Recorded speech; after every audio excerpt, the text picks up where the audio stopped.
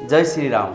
आज हूँ पवित्र रामनवमी आ चैत्र मास बसंत ऋतु आ गोटे कथा है बासंती दुर्गांकर पूजा होउची। आउ ए दुर्गा पूजारे नवदिनात्मक पूजा आज समापन होब।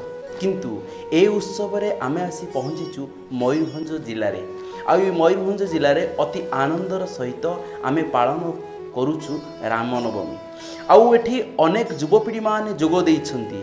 आउ से युवपीढ़ी मानकु नेकी गोटे कथा कहबी, विश्वप्रेमी बलिया गोटे सुंदर कथाटिए कहते, राम राम राम भजुछे मन रामंक आदर्श नाही।